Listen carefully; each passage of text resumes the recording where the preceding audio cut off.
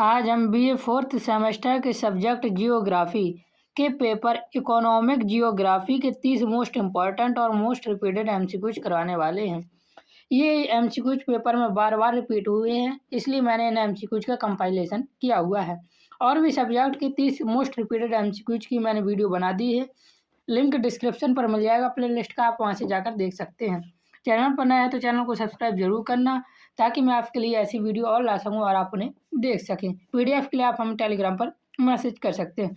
तो शुरू करते हैं पेपर इकोनॉमिक जियोग्राफी के 30 मोस्ट रिपीटेड और मोस्ट इम्पॉर्टेंट एमसीक्यूज को।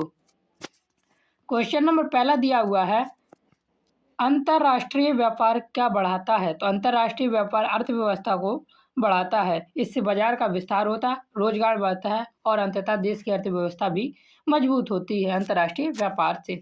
क्वेश्चन नंबर दूसरा दिया हुआ है, SARC सार्क का पूरा नाम क्या है? तो इसका सही आंसर है South Asian Association for Regional Cooperation. SAARC दक्षिण एशियाई देशों का एक क्षेत्रीय अंतर सरकारी संगठन है। इसका हिंदी नाम है दक्षिण एशियाई क्षेत्रीय सहयोग संगठन, याद रखना। और इसका पूरा नाम भी याद रखना, बहुत इंपॉर्टेंट क्वेश्चन है, पेपर में बार बार रिपीट हुआ है। क्वेश्चन नंबर तीसरा दिया हुआ है, निम्नलिखित में से कौन ग्लोबल व्यापार ब्लॉक नहीं है? तो नाटो ग्लोबल व्यापार ब्लॉक नहीं है। नाटो का पहले पूरा नाम याद रखना, नॉर्थ अटलांटिक ट्रेटी ऑर्गेनाइजेशन है। यह उत्तरी अमेरिका और यूरोपीय देशों के बीच एक सैन्य गठबंधन है। आपने लड़ाइयों युद्धों के समय ये नाम भी बहुत ज़्यादा सुना होगा। इसमें मिलिट्री अलायंस होती है, जबकि अन्य सभी सार्क एशियान और EU ये आर्थिक और व्यापारिक ब्लॉक हैं। नाटो आर्थिक और व्यापारिक ब्लॉक नहीं है। क्वेश्चन नंबर चौथा दिया हुआ है, WTO का सकारात्मक प्रभाव क्या है? तो WTO का सकारात्मक प्रभाव है आर्थिक विकास। विश्व व्यापार संगठन इसका पूरा नाम है, का मुख्य उद्देश्य वैश्विक व्यापार को पारदर्शी और सुगम बनाना है, तो याद रखना ये। क्वेश्चन नंबर 5 दिया हुआ है, WTO की स्थापना कब हुई? तो इसका सही आंसर है 1995 में। 1 जनवरी 1995 को इसकी स्थापना हुई थी। इसे गेट नामक पुरानी संस्था का स्थान लिया था, याद रखना। WTO ने किस पुरानी संस्था का स्थान लिया था? तो GATT का स्थान लिया था। क्वेश्चन नंबर 6 है, नेफ्टा किन देशों के बीच समझौता है? तो नेफ्टा USA, कनाडा और मैक्सिको के बीच एक समझौता है। यह एक त्रिपक्षीय मुक्त व्यापार समझौता है, याद रखना। अब इसे USMCA के नाम से जाना जाता है, याद रखना। नेफ्टा को किस नाम से जाना जाता है?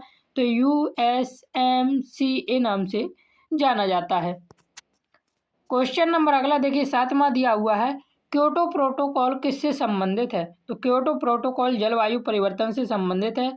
यह 1997 की एक अंतर्राष्ट्रीय संधि है। क्योटो प्रोटोकॉल संधि कब हुई थी? तो याद रखना 1997 में हुई थी। इसका उद्देश्य ग्लोबल वार्मिंग को रोकना है और ग्रीन हाउस गैसों से के उत्सर्जन को कम करना है। जलवायु परिवर्तन से निपटना इसका मुख्य उद्देश्य है। क्वेश्चन नंबर 8 दिया हुआ है, विश्व का सबसे लंबा रेल मार्ग कौन सा है? तो इसका सही आंसर है ट्रांस साइबेरियन रेल मार्ग। रूस में स्थित यह दुनिया का सबसे लंबा रेल मार्ग है, जो पश्चिम रूस मॉस्को को सुदूर पूर्व से जोड़ता है, याद रखना।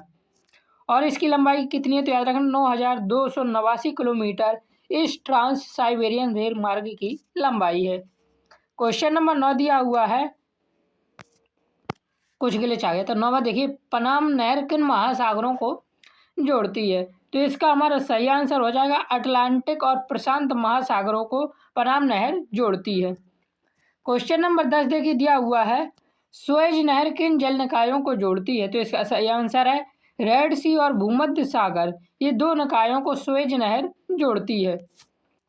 क्वेश्चन नंबर 11 दिया हुआ है, ब्लू अर्थव्यवस्था किससे संबंधित है? तो ब्लू अर्थव्यवस्था समुद्री संसाधन से संबंधित है। यह आर्थिक विकास और बेहतर आजीविका के लिए बनाई गई थी। क्वेश्चन नंबर 12 है, एशियन के कुल सदस्य कितने हैं? तो इसका सही आंसर हो जाएगा एशियन के कुल 10 सदस्य शामिल हैं। और एशियन में आधिकारिक रूप से कितने सदस्य शामिल हैं? 10 सदस्य, जैसे इंडोनेशिया, मलेशिया, थाईलैंड, वियतनाम ये शामिल हैं। क्वेश्चन नंबर 13 है, वैश्वीकरण का नकारात्मक प्रभाव क्या है? तो इसका सही आंसर हो जाएगा आय की असमानता, अर्थात आय में कमी वैश्विक नकारात्मक प्रभाव का कारण है।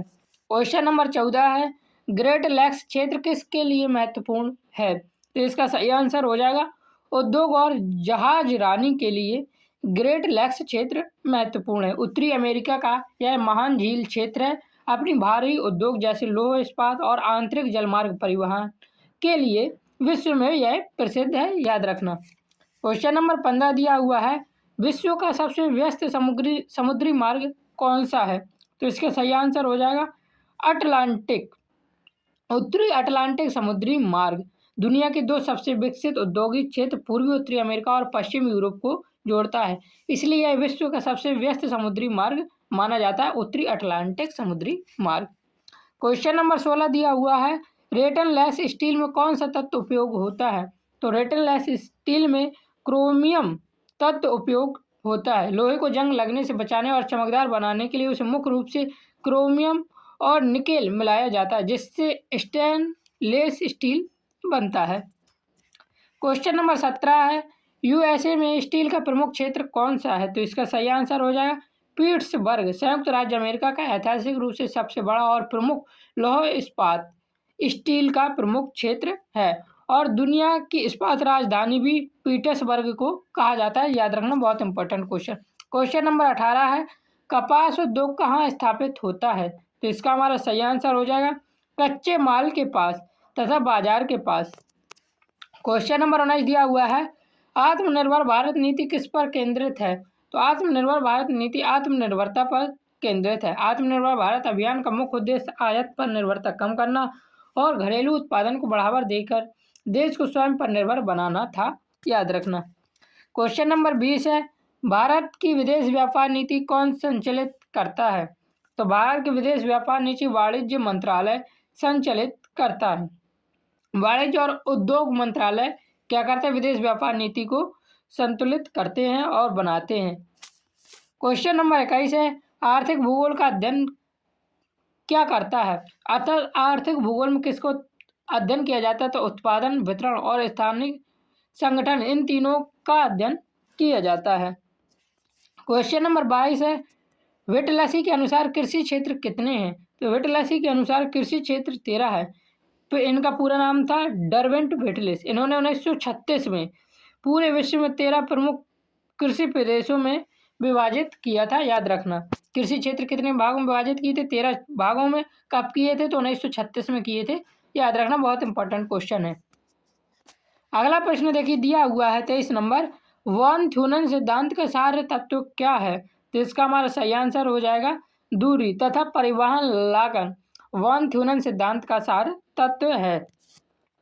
क्वेश्चन नंबर 24 दिया हुआ है, कृषि अवस्थित सिद्धांत किसने दिया? तो कृषि अवस्थित सिद्धांत थ्यूनन ने दिया था। कृषि अवस्थित का मॉडल सबसे पहले जर्मन अर्थशास्त्री थे, इन्होंने दिया था और इनका पूरा नाम था J.H. वॉन थ्यूनन। और कब दिया था? तो 1826 में दिया था। और कौन सी पुस्तक में लिखा था? तो आइसोलेटेड स्टेट नामक पुस्तक में दिया था। क्वेश्चन नंबर 25 दिया हुआ है, गैर नवीकरणीय संसाधन का उदाहरण क्या है? तो इसका हमारा सही आंसर हो जाएगा कोयला। क्वेश्चन नंबर 26 दिया हुआ है, आर्थिक गतिविधियों का वर्गीकरण कितने भागों में किया जाता है? तो आर्थिक गतिविधियों का वर्गीकरण 5 भागों में किया जाता है, प्राथमिक, द्वितीयक, तृतीयक, चतुर्थक और पंचम, यानी इनकी 5 श्रेणी है आर्थिक भूगोल की। क्वेश्चन नंबर 27 है, इनमें से कौन प्राथमिक क्षेत्र का उदाहरण है? तो कृषि एवं खनन प्राथमिक क्षेत्र का उदाहरण है। प्राथमिक क्षेत्र में वे गतिविधियां आती हैं जो सीधे प्रकृति से जुड़ी होती हैं, जैसे कृषि, पशुपालन, मछली पकड़ना और खनन सभी प्राथमिक क्षेत्र है।